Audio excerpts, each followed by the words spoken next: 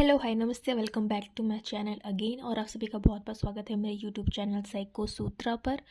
और जैसा कि हमारे थ्योरेटिकल अप्रोचेस साइकोलॉजिस्ट की बायोग्राफीज चल रही थी, हमने अभी तक psychological foundation and humanistic approach, functionalism, ये सारा कवर अप कर चुका है। अब हम साइको एनालिसिस स्टार्ट किया था और पहला था सिगमंड फ्रॉइड। आज उसी कड़ी में हम दूसरा लेक्चर ला रहे हैं कार्ल युंग का। कार्ल यंग की देखिए, इन्होंने काफ़ी बढ़िया बढ़िया कॉन्सेप्ट दिया है और मुझे तो ये पढ़ाने में बड़ा मज़ा आता है। आई होप आपको पढ़ने में भी आएगा। He was a Swiss psychiatrist and a psychoanalyst who founded analytical psychology. Analytical psychology किसने ढूंढा है? कार्ल युंग ने। He was a prolific author, illustrator, and correspondent. He was born in Switzerland. He was married to Emma Young and had 5 children. इनकी contribution के बारे में बात करें तो इन्होंने बात की है कॉन्शियस अनकॉन्शियस माइंड की, like Sigmund Freud. 8 ego super ego, वही कार्ल युंग ने किया है। पर्सनालिटी को 3 अलग टाइप में किया है, divide ego, unconsciousness and collective unconsciousness. ठीक है। आर्केटाइप्स के बारे में इन्होंने बात किया है, persona, shadow, anima, animus, self. Model of psyche दिया है, the ego, the personal unconscious and the collective unconscious. Extraversion and introversion की बात की है। पैरासाइकोलॉजी के ऊपर भी काफ़ी सारी बातें की, जो कि काफ़ी डीप एंड इंटरेस्टिंग सब्जेक्ट है। ड्रीम्स के ऊपर बात किया, religion and sex and sexuality के ऊपर बात किया है। पहला इनका कॉन्ट्रीब्यूशन देखते हैं, Jung's model of the psyche. इन्होंने जैसे कि सिगमंड फ्रॉइड जी ने स्ट्रक्चर ऑफ पर्सनालिटी क्या बताया था, इसके जस्ट पहले वाला वीडियो है, मैं लिंक डिस्क्रिप्शन में डाल दूंगी, जो मैंने स्टार्टिंग में दिखाया वो वाली प्लेलिस्ट का। उन्होंने स्ट्रक्चर ऑफ पर्सनालिटी को 3 चीज़ में डिवाइड किया था, इड, सुपर ईगो, ईगो। ठीक है। यहाँ पे इन्होंने क्या साइकी के मॉडल दिया है, इन्होंने 3 चीज़ में डिवाइड किया है, जो कि है the ego which represent the conscious mind. ठीक है। The ego, second is the personal unconscious and the collective unconscious is the third one. The ego, which represents the conscious mind, contains the awareness of existing and the sense of personal identity. जो कि हमारे awareness में है ना, जो हम जो जानते हैं कि हमारी पर्सनल आइडेंटिटी क्या है, वो रिप्रेजेंट करती है ego, which is in the conscious mind. Where personality exists and thought, feelings, sensation and intuitions are organized, it is the door between the inner and the outer worlds of the psyche. Second is the personal unconscious, made up of the memories that are subliminal, forgotten, repressed, and can be recalled to the conscious mind. Collective unconscious, it is the most unique and controversial addition to the personality theory.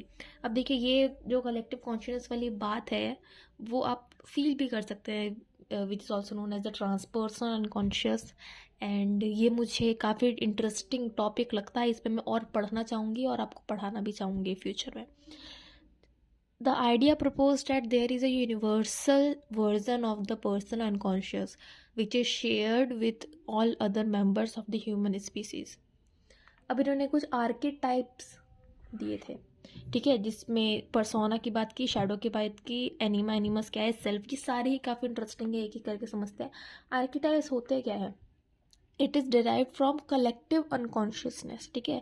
जंगियर archetypes are depicted as the image and the themes with the universal meaning. जो भी collective unconscious में जो भी हमारे images होते हैं या जो भी हमारा थीम्स होता है, वो एक यूनिवर्सल मीनिंग के साथ आता है with a wide range of cultures. किसी कल्चर में उसका मीनिंग, उस थीम या इमेज का मीनिंग कुछ और होगा, किसी में कुछ और होगा। दिस आर्किटाइप्स में appear in the dreams, literature, religion और आर्ट।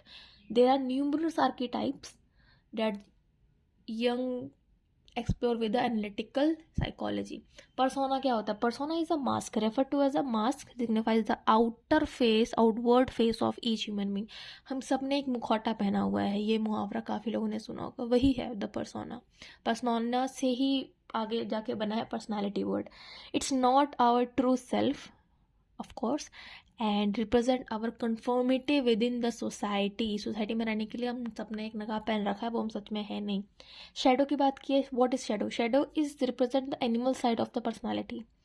एनिमल एक होता है ह्यूमन साइड, क्योंकि हम ह्यूमन है, एक होता है एकदम अलग परछाई हमारी, shadow, animal side of our personality. From the shadow, individuals gain both creative and descriptive energies. This includes all the things that individual do not want to know or about their self and do not like. ये सारी वही चीज़ें जो हम खुद के बारे में सुनना नहीं चाहते, जानना नहीं चाहते, लेकिन ये हमारे साइड है। ठीक है, कहते हैं ना एक एंजल एनर्जी होती है हमारे अंदर है, डेविल एनर्जी की बात हो रही है। ठीक है, ऐसे समझ लो। Animal side of our personality, anima and animus क्या होता है? It is a mirror images of our biological sex. It is the unconscious feminine side in men and unconscious masculine side of the woman. The anima represent the feminine sides and the animals represent the masculine aspect. देखिए, कहते हैं ना कि ये लड़का है, ये लड़की है। ठीक है, अब जो लड़का है वो लड़की नहीं हो सकता और जो लड़की है वो लड़का नहीं हो सकता, ऐसा नहीं है।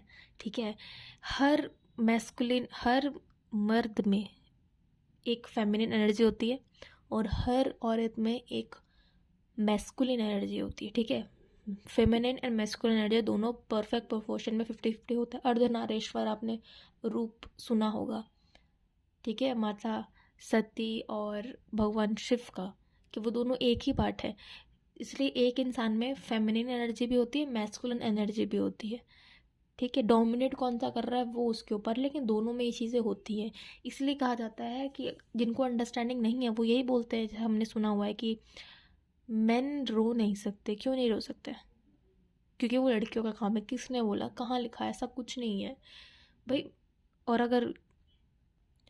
अगर लड़की थोड़ा लड़कों जैसे बिहेव करे, छोटे बाल रखे, बाइक चलाए, तो उसमें भी बोलता है अरे लड़की हो क्या, सारे लड़कों जैसे हरकत है। ऐसा कुछ नहीं है। डोमिनेट कौन सा कर रहा है उसके ऊपर डिपेंड करता है। एक इंसान में फेमिनिन और मैस्कुलिन एनर्जी दोनों होती हैं और इसी चीज़ को हमारा mirror image of our biological sex को ही कहा है एनिमा, जो कि फेमिनिन है, और एनिमस जो कि मैस्कुलिन एस्पेक्ट है। फोर्थ है the self. It is an intrinsically important part of the Jung's analytical self. ठीक है, एनालिटिकल साइकोलॉजी में सेल्फ के ऊपर काफ़ी एम्फेसिस दिया गया है. It is the sense of unity in the human experience. Everyone's aim to achieve the sense of selfhood. हम सबको अपनी तलाश होती है और हम एक बैलेंस बना कर रखना चाहते हैं हमारे कॉन्शियस और अनकॉन्शियस में. The unconscious mind. Unconscious mind को देखिए, फ्रॉइडन जो थे उन्होंने क्या एक्सपर्ट लगा था, ईगो सुपर ईगो के ऊपर किया था, और इन्होंने डिवाइड किया है ego, personal consciousness and collective consciousness. ठीक है, ईगो सुपर ईगो तो देखिए मैं 2-3 बार वीडियो बना चुकी हूँ और मेनली सबको पता ही होगा. ये आप डिस्क्रिप्शन में देख लीजिएगा, लिंक मिल जाएगा. ये इससे जस्ट पहले वाले वीडियो में भी मैंने बड़े अच्छे से एक्सप्लेन किया है. ठीक है, ये पढ़ लेते हैं. ये क्या कह रहे हैं कि ego is a conscious part of the human mind. ठीक है, ये वो भी कह रहे थे, ये भी कह रहे हैं. ठीक है, यंग भी कह रहे हैं. पर्सनल अनकॉन्शियस में क्या कह रहे हैं कि ऑल रिकॉल्ड एंड सप्रेस्ड जो मेमोरीज होती है ना, वो हमारी पर्सनल अनकॉन्शियस में रहती है. अब एक और चीज़ होती है, उन्होंने कहा, उसको बोलते हैं कलेक्टिव अनकॉन्शियसनेस. जो भी शेयर्ड नॉलेज होता है, एक्सपीरियंस होता है, that human are born with, उसको बोलते हैं collective unconsciousness. Religion. Freud believed that religion was an escape for the masses that should not be propagated. But Jung believed that the religion played a very necessary role in individualism. Take in an individual. Jung didn't practice a specific religion, but he explored many. जैसे पहले जो Freud हैं वो भी Jewish थे, पहले वो atheist थे, लेकिन वो जब पढ़ने लगे थोड़ा थोड़ा तो वो भी एक रिलीजियस वे में, रिलीजियस एरिया में आ गए. वैसे ही यंग भी मानते थे कि रोल तो है रिलीजन का. ठीक है, भले ही वो उन्होंने कोई रिलीजन प्रैक्टिस नहीं किया, उसमें अंदर घुसे नहीं हो, लेकिन उन्होंने काफ़ी सारे एक्सप्लोर करके थोड़ा थोड़ा देखा है और सबकी थोड़ी eastern western philosophies and religions को पढ़ा ज़रूर है. फोर्थ है sex sexuality. Freud and Jung's greatest point of conflict है ये. ठीक है, Freud felt that sex and sexuality were the main drives behind the human behaviour. जो भी हम बिहेव करते हैं ह्यूमन, वो उसके पीछे सीधा सा ज़्यादा क्या ड्राइव होता है, कौन सा मोटिवेशन होता है, सेक्स का. लेकिन ऐसा नहीं है. यंग ने कहा इट्स अ साइकिक एनर्जी और ऑफ लाइफ फोर्स है जो ह्यूमन बिहेवियर को मोटिवेट करती है कुछ काम करने के लिए. ठीक है, ह्यूमन को मोटिवेट करती है कोई भी बिहेवियर करने का. वो हमारी साइकिक और इनर एनर्जी होती है, that the light force is on us. It's not sex और sexuality only. He opposed the Oedipus and Electra complex. ठीक है। इन्होंने कहा कि नहीं, एक मदर और बच्चे में या फादर और उनके सन या डॉटर में कोई भी ऐसा एनर्जी एकदम अपोज ही कर दे कि इलेक्ट्रा और ओडिपस कॉम्प्लेक्स जैसे कोई चीज़ नहीं होती है, कोई सेक्सुअल अट्रैक्शन नहीं होता है। दोनों का बहुत ही प्रोटेक्टेड एंड बहुत ही सिक्योरिटी वाला रिलेशनशिप होता है मदर एंड चाइल्ड में। फिफ्थ उन्होंने बात की सपनों पर, ड्रीम्स पे। अब देखिए, इनका और जो सिगमंड फ्रॉइड है उन्होंने बेसिकली सेम ही चीज़ों पे बात की, लेकिन दोनों ने बहुत अलग अलग बात की। टॉपिक सेम है, कंटेंट काफ़ी डिफरेंट है।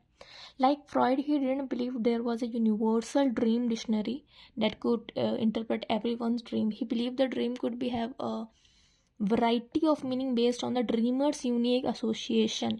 इन्होंने क्या कहा, फ्रॉइड ने कहा था कि एक ड्रीम इंटरप्रेशन की डिक्शनरी है, अगर आपको ये सपना आया तो इसका मतलब ये है, डिक्शनरी में देख लो। इन्होंने बोला कि नहीं, ऐसा कुछ नहीं होता है, हर इंसान अलग होता है, उनके एक्सपीरियंस अलग है और उनका बोलने सोचने का तरीका अलग है, उसके ऊपर इंटरप्रिटेशन बेस होना चाहिए, ना कि यूनिवर्सल कोई ड्रीम डिक्शनरी बना दो। ठीक है, ये मैं नहीं कह रही हूँ, ये यंग जी ने कहा है और सिगमंड फ्रॉइड की बातें हैं।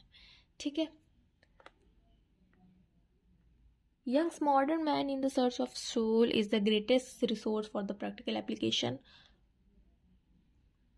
Of the dream interpretation. फिर उन्होंने बात की पैरासाइकोलॉजी। पैरासाइकोलॉजी एक ऐसा सब्जेक्ट है जिसमें मुझे बहुत इंटरेस्ट है और मैं इतनी सारी बुक्स पढ़ रही हूँ और कंटेंट कंज्यूम भी कर रही हूँ। उन सबको कंबाइन करके मैं बहुत अच्छा जल्दी मस्त सा वीडियो बनाना चाहती हूँ। पैरानॉर्मल, ठीक है, जो अगर पैरासाइकोलॉजी नहीं जानता है तो पैरानॉर्मल ये वर्ड तो जानता समझता होगा। फ्रॉइड जो है उन्होंने कहा कि regarded paranormal as a complete sceptic. ठीक है, लेकिन इन्होंने कहा कि नहीं, पैरासाइकोलॉजी होती है, ये कोई अनजान फील्ड नहीं है। Many theories build up on the psychic phenomena such as his controversial theory of synchronicity. He felt that many coincidence warrant only. देखो, इन्होंने सिंपली क्या कहा कि आप पैरासाइकोलॉजी के ऊपर बिलीव करो ना करो, लेकिन मैं करता हूँ, क्योंकि काफ़ी ऐसे साइकिक फिनोमेना होते हैं कि होता है ना कि अरे ये इत्तेफाक कितना अच्छा, ऐसे कैसे हो गया। इन्होंने कहा कि हर इत्तेफाक नहीं होता है। ठीक है, it's a perfect example of psychophysics phenomena. ठीक है, इन्होंने बहुत सारी बुक्स लिखी हैं। द रेड बुक, सिंक्रोनिटी काफ़ी अच्छा है। अगर आपको डीप में पढ़ना है तो मैं सिंक्रोनिटी के ऊपर वीडियो बना सकती हूँ। Collective unconscious and parapsychology. ठीक है, the archetypes and the collective unconsciousness, psychology and alchemy. ठीक है, alchemy and psychology of the unconscious, ये इनकी कुछ बुक्स थी। So thank you so much for watching this video. Please do like, comment, share and subscribe my channel. Please comment करें, motivate करें, appreciate करें। ठीक है, and thank you so much for watching. Bye bye and keep studying. All the best.